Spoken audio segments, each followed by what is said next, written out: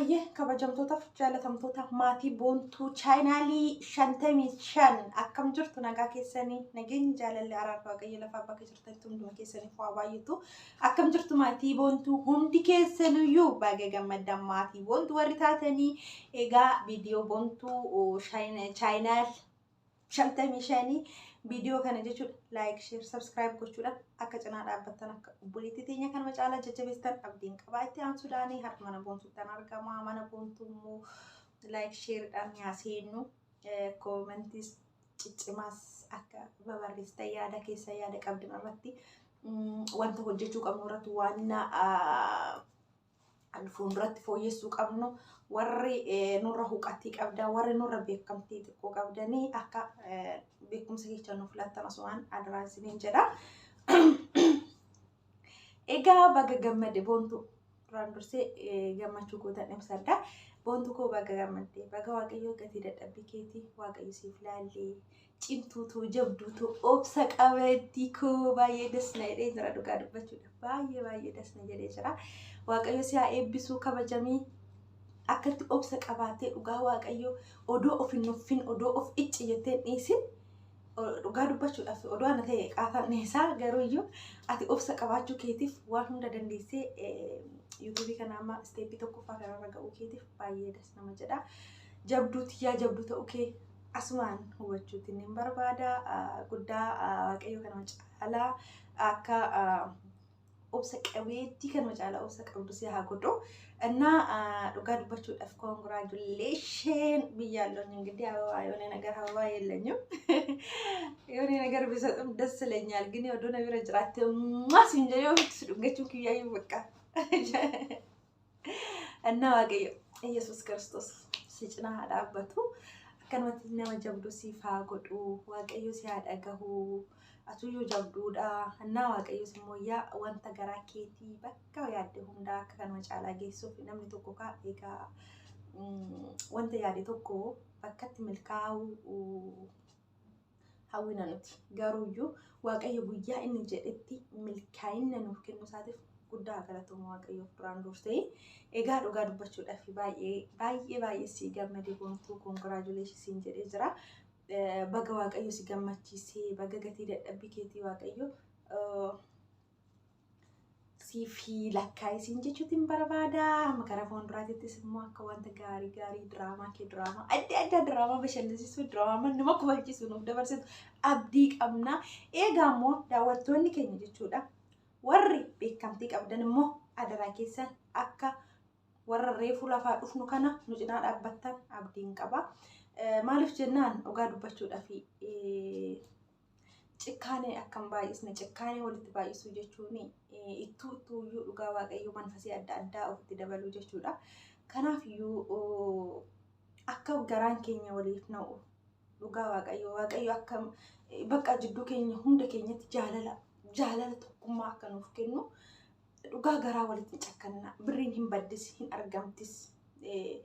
Birriin dhugaa waaqayyo birriidhaaf hin tacannaannaqina maaliif jennaan hojjechuun garuu waan tokko argachuuf yaa ta'u malee namni tokko rakkanne waan akkanaati oggaa jedhame birrii as qaddamsiisuu osoo hin ta'in nama san bakka buusu dhugaa dubbachuuf waan dandeessan irratti jechuudha.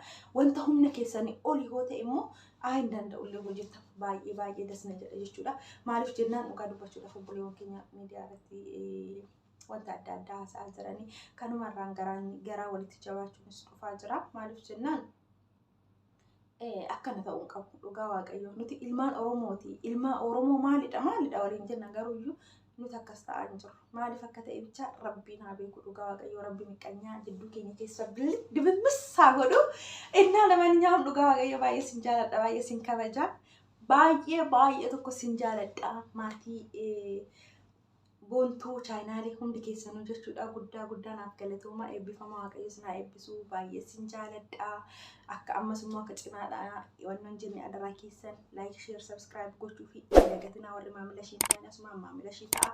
Maamila kiyyaas warri hin taane maamila kiyyaas koottaa maatii ta'a. Maaliif jennaan nu argitanii funyaan illee funyaan mata illee ta'u mee wanti itti guguddufannu nuuf wanno jedhaa nutti himaa qoricha banaamina si koomenti jalatti nu barreessadha.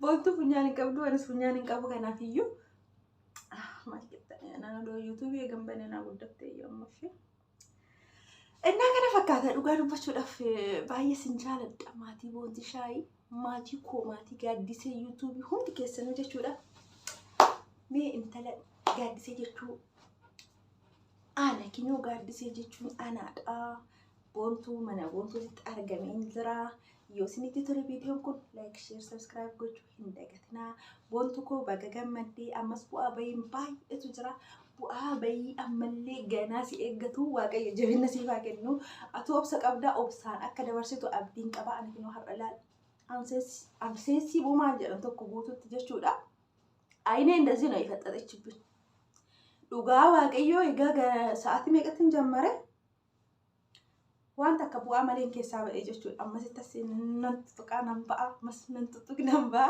kanaaf iyyuu asumaan dhugaa dubbachuudhaaf warri akka paaspoortii manaamanni bakka itti galu manaamana sannaa finne natti fakkaate warri wanta akkasii beektanii akkanaaf deebistan abdiin qaba adaraa keessan maal si gaafatee mee gaaddisee si cinaa dhaabbadhaa mee boontuu si cinaan dhaabbadhaa mee almii maal rakkattee mee ijoollee adda addaa hundi keessaniyyuu jechuudha mee laga daadhii maaltu si rakkisee jedhaati hundaayyuu warra rakkoo keenya hubattan koottatu jalaanii nutti himaa koomentiidha sanduuqa poostaa jalatti jechuudha nutti himaa fi jechuutiin jaaladha kanaaf iyyuu baay'ee sin jaaladha baay'ee sin kabajaa bilbilamaa jira kafeelli yommuu gulana piunaan jedha birrii durara na dhoowwata kanaaf iyyuu hin beeku maal akka ta'e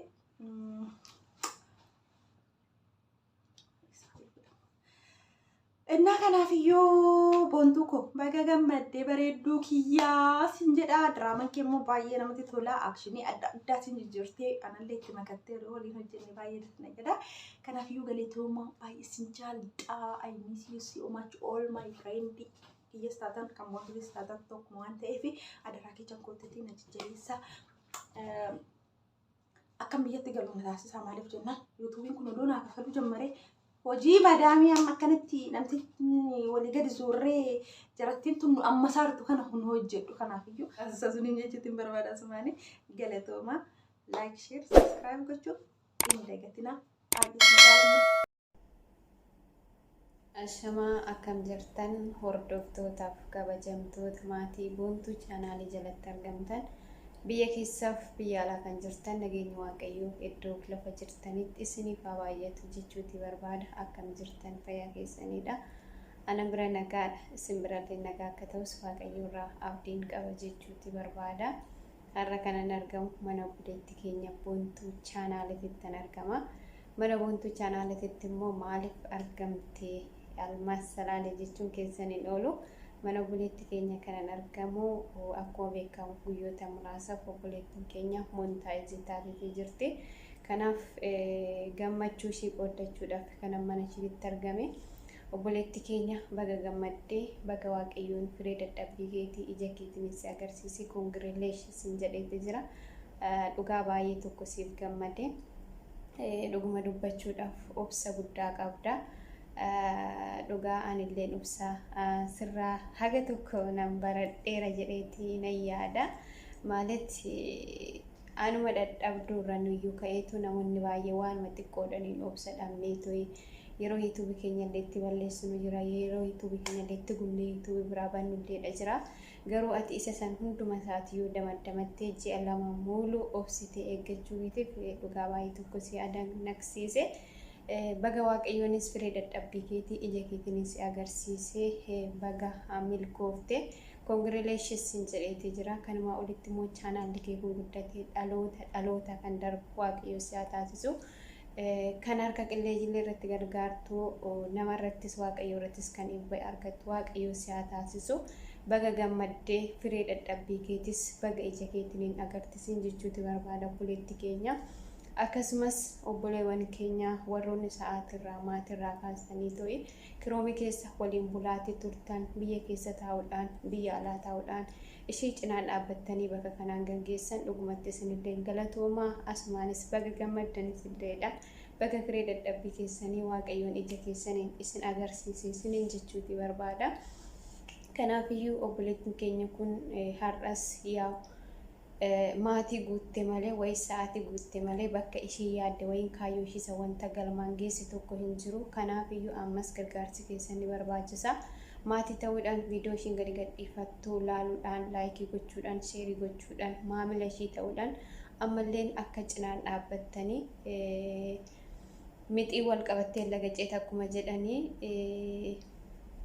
qunceen wal qabattee harba hiiteedhaan. Kanaafiyyuu nus immoo walii keenya yoo waliin gargaarre namni biraa dhufee nu gargaaruutii hin danda'u. Namni biraati immoo dhufee tooyi bakka kubnee nu kaasuutii hin dandeenyu. Kanaafiyyuu nuuf wal malee homaa hin qabnu. Akkasumallee biizinasni kun nama malee deemamuutii hin danda'amu waan ta'eedhaaf keessattuu warri moonii taatanii beektan jedheetiin yaada. Dhugaa chaanaaliin bu'aa hedduu qaba. Bu'aa hedduu san keessa darbuudhaaf immoo hunda darbaa obsanaa barbaachisa. Hundumti keenya iyyuu wanna tokko wanta nutti dhufu kamiifiyyuu obsa yaa qabaannu sinin jechuuti barbaada. Akkasumallee wanti nuti dhagaatii jirru wanti nuti ilaalaa jirru baay'ee ulfaachatee jira. Haga ilmi namaa dabarsee wal kennaati jiruttidha barri nuti irra gaatii jirru. Kanaaf Waaqayyoon illee biyya keenya nagaa nu buusee tokkummaaf jaalala nuuf yaa kennu hunda darbaayyuu amantaa itti amannu kamiinittiin iyyuu Waaqa keenya yaa kadhannu, Waaqa keenyatti yaa boonyu. Nutti araaramu jennu nu cubbuu nuti hojjechaati oolluun, cubbuu nuti gochaati oolluun ilmaan miskiinanii daa'imni lama hojii hanumaa hin beekne kan qalamaa jiranii kan dhumaatee jiranii. Kanaaf Waaqayyoon akka biyya keenya nagaa nuuf kennu, akka tokkummaa nuuf kennu, akka araara isaa nu buusu hundumti keenya iyyuu amantaa itti amannuun Waaqa keenyatti jilbiifannee yaa boonyu, Waaqa keenya yaa kadhannu sinin jechuuti barbaada. Kanaaf biyyi lafaatunis ergisaa ta'uu ishii dagachuutii dhiisne ture. Haga argisaa taatee jirtutti immoo waan gaarii tokko waliif yaaduudhaan waan gaarii tokko hojjenne lubbuu keenyadhaafis ta'ee sammuu boqonnaa keenyatiifidhaafis waan gaarii dalagnee dabarru sinin jechuutti barbaada obboloota koo. Ani yeroon akkana sinin jedhu beektuu ta'e osoo hin taane wayin isa sarraa wachaate jira osoo hin taane ani dadhabduu eenyumaa gadiidha. Kanaaf ilma namaa ta'ee kan hin dogongorre immoo hin jiru waan ta'eedhaaf wanta isinaan jettan gorsa keessan irra immoo wanti hin darbu tokko hin jiru. Yoo na sirreeffattan na sirraa sinin jechuuti barbaadaan illee dogongora irra jiruun. Akkasumallee saanduqa koomentii obboleettii keenya boontuu chaanaalii jalatti yoo naaf barreessitan wanta dogongora qabuu fi wanta sirreeffachuu qabu yoo jiraate irraa na sirraa. Ejeja keessan wanti an darbu tokko hin jiru sinin jechuuti barbaada. Kanaadha dhaamsi koo obboleettii keenya irra deebi'uudhaani baga gammaddee baga Waaqayyoo firee dadhabbii keetii isi agarsiisee ammas illee chaanaala kee kanarratti barumsa gaarii akka dabarsituu dhaloonni kan irraa barachuuti danda'u abdii sirraa qaba sin jechuuti barbaada. Jabaadhu.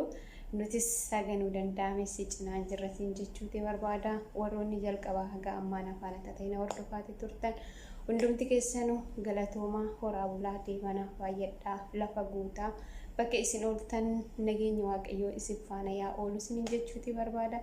Turtii gaarii.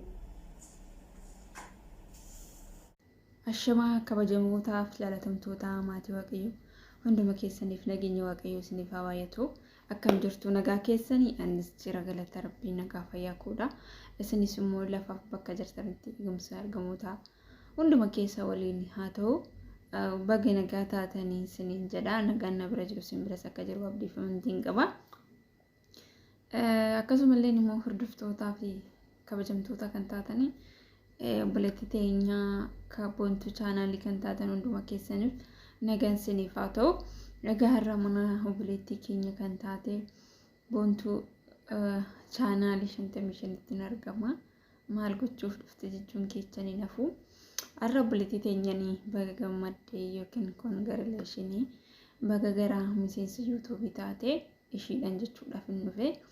Gammachuu ishii qofaaf osoo hin taane gammachuu hunda keenyati waan ta'eef dadhabbii ishii qofa osoo hin taane dadhabbii keenya waan ta'eef namni tokko bakka yaade gochuudhaaf waliin irratti kophaa deemuun hin danda'amu waan ta'eef akkasuma warroonni sheerishiidhaaf gootanii laayik gochaa cinaa ishii dhaabbataa turtanii hunduma keessanuu galanni keenya guddaadha isiniin jenna dhugaa dubbachuudhaaf jechuudha. Egaa boontuni xiqqoo qormaata baay'ee keessa dabartee har'a galma kana geechee yookiin immoo har'a gara miseensa yuutuubii taatee dhuftee jirti. Dhugoon dubbachuuti jechuun jireenyi qormaata hin qabne jireenya hin jedhamu dhugaa dubbachuudhaaf taanaan jechuudha. Yoo obsitee yookiinis immoo yoo qoramte jabina ni argatta. Galma yaadde san ga'uudhaaf yookiin immoo karoora karoorfatte san ga'uudhaaf cimina sitti hoora. እና akkasuma buleetiin teenyallee ni cimtee obsitee gara miseensa yuutuubii taatee nu dhuftee jirti. Nulleen immoo ililchanii gammachuudhaan sisimannee jirraa buleettii too'i. Ammas gammachuun kee haga dhumaatti siif haa ta'u. Nulleen cinaa kee jirraa akkasuma immoo wal jajjabeechuun keenya wal cinaa dhaabbachuun keenya itti fufuu viidiyoo walii ilaallee sheer walii gochuun keenya laayik walii gochuun keenya akkuma jalqabaatti itti fufuun immoo dhaabsa bulummaa kiyyaadha. Egaa obboleettii tiyya ammasii as gee jettee wanta duubatti deebitu tokko hin qabdu. Kun jalqaba waan ta'eef inni baay'een ni jira waan ta'eef duubas waan ta'eef jechuudha. Kanaafuu ammasii akka kaleecha obsiteetti cimteetti jabaattee irratti hojjettee galma yaadde keessa hin jira. Akkasumallee immoo obboloonni keenya cinaa ishii dhaabbattanii ammas gargaarsi keessan itti fufuu gargaaraa wal gargaaruun keenya itti fufuu wanna tokko hojjechuudhaaf wal yoo ta'e gaariidha. Tokkummaadha yoo ta'e gaariidha.